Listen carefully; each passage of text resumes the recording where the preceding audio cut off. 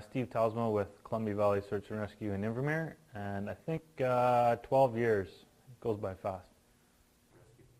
My name is Janet Regnestad. I'm with Nanaimo Search and Rescue, but I'm also with the BC Search Dog Association and the Canadian Avalanche Rescue Dog Association, and so it's not even 4 years yet. I've been search and rescue since 1964, 53 years as of this May.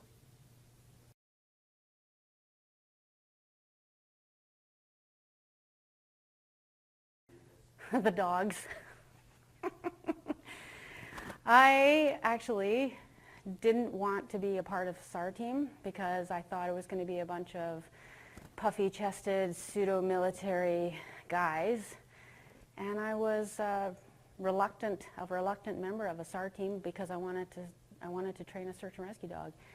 And what I found is it's not like that at all. It's not like that at all. The guys aren't like that for the most part. The women are amazing. And yeah, so that's why I stay.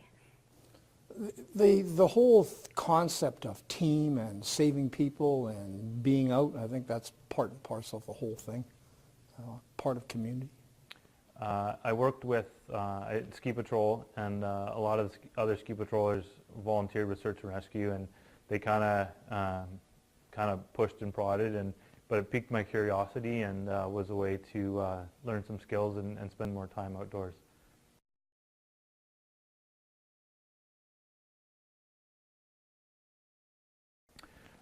Most memorable, there's a couple that kind of go back and forth in my head, but typically, to me, a memorable one is when multiple teams come together and work as one.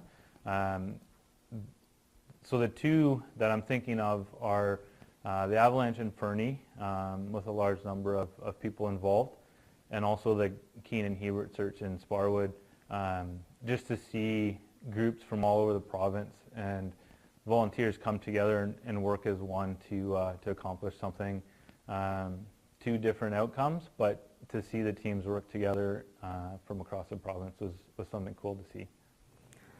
Was probably looking for that 6-year-old boy who was missing overnight, and we got our heads around the idea that we were probably looking for a kid who was mauled by wildlife, or somebody had taken him and done something bad. So that was my mindset going in, and we were sitting in a small field having a break, and they came over the radio that he had been found and he was fine.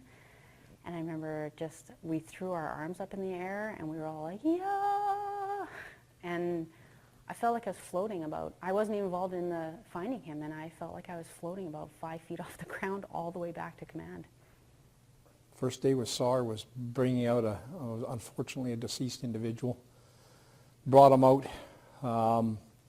and just, you know, that hooked me. I was part of a team. I was doing something.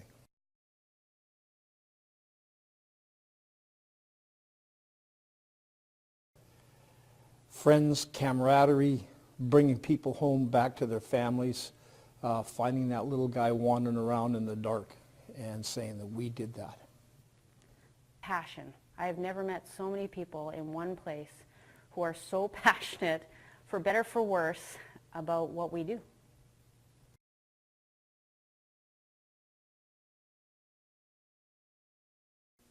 I wish, I also was a volunteer firefighter, and I don't think people realize that it does happen at 2 a.m. You don't have a shift.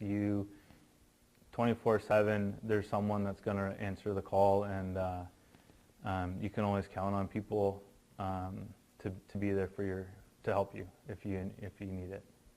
Boy, I like to see more involvement. I like to see people understand that it's a free service, making sure that how to get hold of us in a situation, a crisis situation. Who do you call? Where do you call? That it's free, that you don't have to wait, and that the most important thing you could do is, we don't mind getting called out. I think the media sometimes portrays it as it's a bit of a hassle, that we're all overburdened, but in actual fact, we want to be called out. We want to come to your assistance, and we want to be there for you.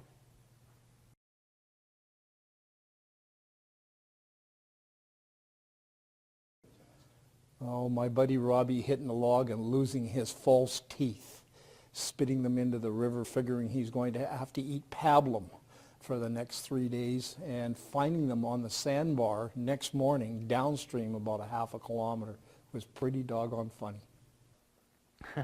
I do. We had a request for overdue hikers. It was in the fall, so a nice weather day. However, it started to rain in the afternoon, turned to snow, so this couple retreated to a cabin in the area to try and wait out the storm. Snow didn't stop, lasted all night. In the morning, when they didn't show up for work, we were tasked out.